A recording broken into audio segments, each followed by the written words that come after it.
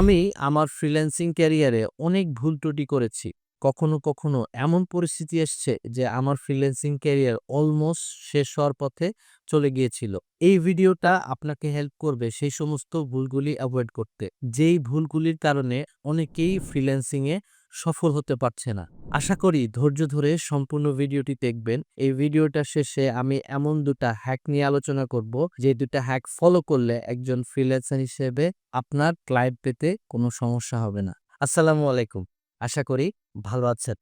আপনি জানেন কি ২০২৫ সালে ফ্রিল্যান্সিং ইন্ডাস্ট্রিতে লেনদেনের পরিমাণ $৫০০ মিলিয়ন ছাড়িয়ে গেছে। অর্থাৎ $৫০০ মিলিয়ন বেশি অ্যামাউন্ট ক্লায়েন্টদের কাছ থেকে ফ্রিল্যান্সারদের পকেটে ঢুকেছে। ঠিক এই কারণে ২০২৮ সালের মধ্যে ৯ কোটিরও বেশি মানুষ ফ্রিল্যান্সিংকে তাদের ওয়ে অফ ওয়ার্ক হিসেবে বেছে নিবে। এখন প্রশ্ন হলো, আপনি একজন স্টুডেন্ট, গৃহিণী অথবা চাকরিজীবী যাই হন না কেন, আপনার কি ফ্রিল্যান্সিংকে ক্যারিয়ার হিসেবে বেছে নেওয়া উচিত কিনা? চলুন আপনার সাথে কিছু পরিসংখ্যান শেয়ার করছি। এরপর সিদ্ধান্ত আপনি নিজেই নিতে পারবেন।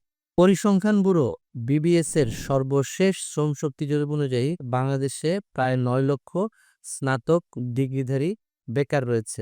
এছাড়া সাম্প্রতিক প্রতিবেদনগুলিতে উল্লেখ করা হয়েছে, গত ৮ বছরে শিক্ষিত বেকারের সংখ্যা দ্বিগুণ হয়েছে এবং প্রতি ৩ জন বেকারের একজন স্নাতক ডিগ্রিধারী।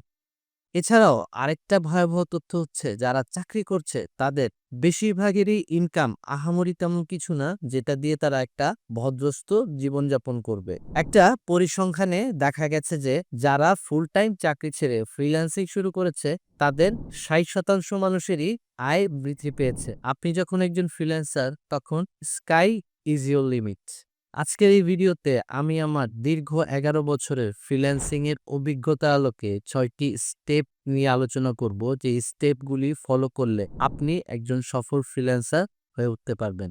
আপনি যদি আমার এই চ্যানেলে প্রথমবার এসে থাকেন, আমি ইব্রাহিম খলিল, আপওয়ার্কে একজন টপ রেটেড প্লাস ফ্রিল্যান্সার। যদি ফ্রিল্যান্সিং এবং অনলাইন আর্নিং এর ব্যাপারে আগ্রহী হন, তাহলে আমার এই চ্যানেলটি সাবস্ক্রাইব করে রাখতে পারেন। আমি এই রিলেটেড টপিকে নিয়মিত ভিডিও আপলোড করে থাকি। তাহলে কথা না বাড়িয়ে চলুন শুরু করা যাক। আসুন প্রথমেই জানার চেষ্টা করি ফ্রিল্যান্সিং আসলে কি। আমাদের অনেকের মধ্যে একটা ভুল ধারণা আছে যে ফ্রিল্যান্সিং আসলে একটা স্কিল। ফ্রিল্যান্সিং কিন্তু আসলে কোনো স্কিল না। ফ্রিল্যান্সিং হচ্ছে কাজ করার একটা ধরন। চলুন একটা উদাহরণ দিই। ধরুন আপনি একজন গ্রাফিক ডিজাইনার। আপনি ১৫ থেকে ২০,০০০ টাকা স্যালারির বিনিময়ে কোনো একটা কোম্পানিতে গ্রাফিক ডিজাইনের সার্ভিস প্রোভাইড করেন। আপনি নিয়মিত মাসে ২৬ দিন তাদের অফিসে যান। তাদের অফিসে গিয়ে তাদের ল্যাপটপ, তাদের কম্পিউটারে বসে গ্রাফিক ডিজাইনের কাজ করেন স্যালারি বিনিময়ে। এখন এই সেম সার্ভিসটাই যখন আপনি আপনার প্লেস থেকে বিভিন্ন ক্লায়েন্টকে প্রোভাইড করবেন আপনার নিজের ডিভাইস ব্যবহার করে,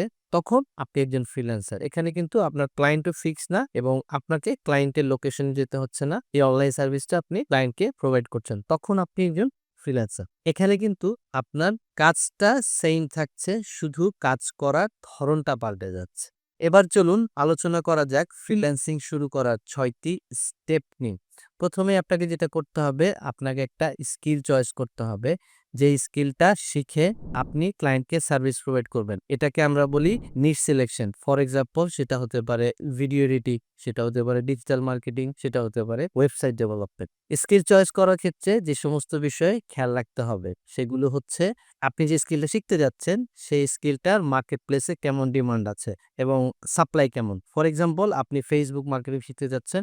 এখন মার্কেট প্লেসে এই ফেসবুক মার্কেটিং এর কেমন ডিমান্ড আছে এবং কি পরিমাণ লোক ফেসবুক মার্কেটিং সার্ভিস প্রোভাইড করে। যেমন ধরেন ফেসবুক মার্কেটিং সার্ভিসটা আপনি দিচ্ছেন এবং যদি দেখেন যে অনেক লোকজন এই ফেসবুক মার্কেটিং এর সার্ভিসটা প্রোভাইড করে, তাহলে কিন্তু আপনি একটা কম্পিটিশনের মধ্যে পড়ে যাবেন। তো এই বিষয়গুলো আপনাকে খেয়াল রাখতে হবে। দ্বিতীয় যে বিষয়টা, সেটা হচ্ছে যে স্কিলটা আপনি শিখবেন সেই স্কিলটা শিখে কাজ করে আপনার আয়ের সুযোগটা কেমন থাকবে, ইনকাম অপরচুনিটি কেমন। আর তৃতীয় যে বিষয়টা, সেটা হচ্ছে যে যে স্কিলটা আপনি শিখতে চাচ্ছেন সেই স্কিলটাতে আপনার আগ্রহ কেমন, মানে আপনার অলরেডি কিছুটা জানা আছে কিনা, বা ওই যে স্কিলটা ওটা আপনি এনজয় করেন কিনা, ওই কাজটা আপনি এনজয় করেন কিনা। আর চতুর্থ যে বিষয় সেটা হচ্ছে যে আপনার এই স্কিলটা কোনোদিন এআই দ্বারা রিপ্লেস হয়ে যাবে কিনা। আপনি এমন একটা স্কিল শিখলেন যেটা 6 মাস বা 1 বছর পরে এআই দ্বারা রিপ্লেস হয়ে যাবে। তাহলে কিন্তু আপনার সময়টা টোটালি অপব্যয় হবে। তো এই সমস্ত বিষয় খেয়াল রেখে স্কিল চয়েস করবেন। স্কিল চয়েস করার ক্ষেত্রে খুবই কেয়ারফুল থাকবেন। কারণ আপনি প্রপার স্কিল চয়েস করতে পারছেন কিনা এটার উপর কিন্তু আপনার ফ্রিল্যান্সিং এর সাফল্য অনেকাংশে নির্ভর করে। এখন আপনি একজন বিগিনার হিসেবে একটা ব্রড নিশ চয়েস করতে যাবেন না। ব্রড স্কিল চয়েস করতে যাবেন না। আমি একটা উদাহরণ দেই। যেমন আমরা বলি ডিজিটাল মার্কেটিং। এখন ডিজিটাল মার্কেটিং কিন্তু একটা ব্রড নিশ। ডিজিটাল মার্কেটিং এর আন্ডারে ছোট, ছোট অনেক নিশ আছে। যেমন Facebook marketing, Google ads, TikTok ad, এগুলো হচ্ছে ছোট নিশ। যেমন ওয়েবসাইট ডেভেলপমেন্ট আমরা বলি। ওয়েবসাইট ডেভেলপমেন্টের আন্ডারে ছোট, ছোট নিশ আছে। যেমন WordPress ডেভেলপমেন্ট, Shopify ডেভেলপমেন্ট, বা এর মধ্যেও আরো সাব নিশ আছে। তো আপনি কোন একটা ছোট নিশকে বা ছোট স্কিলকে টার্গেট করে সেটা শেখা শুরু করুন। আপনার জন্য জার্নিটা অনেক সহজ হবে। স্কিলটা ভালোভাবে শেখা হয়ে গেলে আমাদেরকে যে কাজটা করতে হবে, এই স্কিলটা কোনো একটা জায়গায় প্রয়োগ করার চেষ্টা করতে হবে। অর্থাৎ একটা রিয়েল লাইফ এক্সপেরিয়েন্স নিতে হবে। এক্ষেত্রে আমরা অনেকে যে ভুলটা করি, স্কিল শিখে সরাসরি ক্লায়েন্টকে সার্ভিস দিতে চলে যাই। এটা ভুলেও করা যাবে না। আপনার আত্মীয়স্বজন, বন্ধু-বান্ধব বা নিজের জন্য হলেও ওই স্কিলটা আগে প্রয়োগ করে দেখেন। যেমন আপনি ভিডিও এডিটিং শিখেছেন। আপনি আপনার নিজের জন্য কিছু ভিডিও এডিট করেন, অথবা আত্মীয়স্বজন, বন্ধু-বান্ধব যাদের YouTube চ্যানেল আছে তাদের জন্য কিছু ভিডিও এডিট করে একটা রিয়েল লাইফ এক্সপেরিয়েন্স নেন। তারপরে গিয়ে ক্লায়েন্টকে এই সার্ভিসটা প্রোভাইড করতে যান।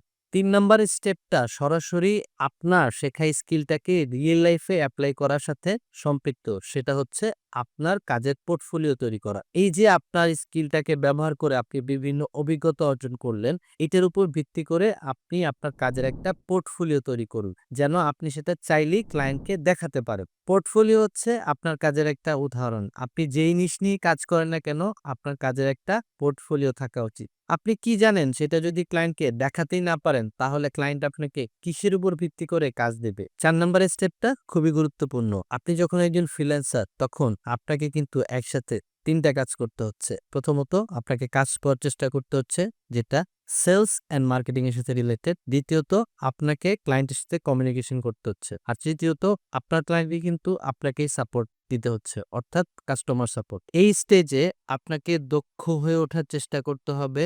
How to communicate, support and sell. এই ৩ টা বিষয়ে আপনি যত বেশি দক্ষ হবেন, আপনার ফ্রিল্যান্সিং ক্যারিয়ার তত বেশি সফল হবে। ৫ নাম্বার স্টেপে আপনি মার্কেটপ্লেসের বাইরে ক্লায়েন্ট হান্টিং করার চেষ্টা করুন। সেটা হতে পারে কোল্ড ইমেইল আউটরিচের মাধ্যমে, লিঙ্কডইন এর মাধ্যমে, রেডিট এর মাধ্যমে, অথবা Facebook অ্যাড লাইব্রেরির মাধ্যমে। এছাড়াও ক্লায়েন্ট হান্টিং করার আরো অনেক ওয়ে আছে। ফর এক্সাম্পল, আপনি একজন YouTube থাম্বনেল ডিজাইনার। আপনি YouTube এ যাবেন, বিভিন্ন ক্রিয়েটরের থাম্বনেল দেখবেন। তাদের থাম্বনেইলে যে সমস্ত প্রবলেম আছে সেগুলো আইডেন্টিফাই করার চেষ্টা করবেন এবং তাদের থাম্বনেইলটাকে রিডিজাইন করবেন। এরপর তাদেরকে ইমেইল করবেন, দেখো ভাই, তোমার থাম্বনেইলে এই প্রবলেম আছে। এই যে আমি তোমার জন্য একটা থাম্বনেইল ডিজাইন করলাম। এই থাম্বনেইলটা ব্যবহার করে যদি তোমার ভিডিওর সিটিআর বৃদ্ধি পায়, তাহলে তুমি আমাকে হায়ার করতে পারো। এভাবে করে ক্লায়েন্টকে অ্যাপ্রোচ করুন। কিভাবে আপনি আনলিমিটেড ফ্রিল্যান্সিং ক্লায়েন্ট পেতে পারেন, এই রিলেটেড একটা ভিডিও আছে আমার এই চ্যানেলে। আপনি চাইলে সেই ভিডিওটা দেখে আসতে পারেন। মার্কেটপ্লেসের বাইরে ১০-১২ টা ক্লায়েন্ট নেওয়ার চেষ্টা করুন।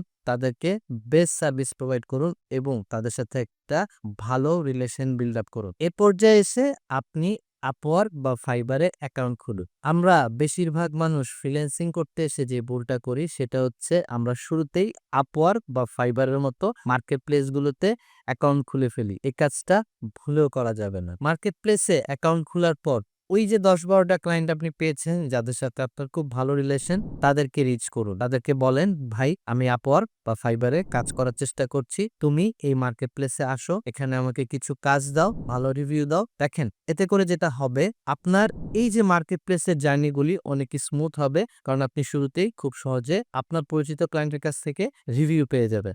আসুন আপনার সাথে ২ টি গুরুত্বপূর্ণ টিপস শেয়ার করি, যেগুলো আপনাকে হেল্প করবে মার্কেটপ্লেস এবং মার্কেটপ্লেসের বাইরে অনেক ক্লায়েন্ট এবং কাজ পেতে। প্রথমটি হলো, আপনি যেই স্কিলে এক্সপার্ট সেই রিলেটেড কন্টেন্ট নিয়মিত তৈরি করুন এবং সেগুলো আপনার সোশ্যাল মিডিয়াতে এবং ইউটিউবে শেয়ার করুন। এতে করে মানুষ জানবে আপনি এই ফিল্ডে এক্সপার্ট এবং এখান থেকেও আপনি যথেষ্ট পরিমাণ ক্লায়েন্ট পাবে। আর দ্বিতীয়টা হচ্ছে নেটওয়ার্কিং।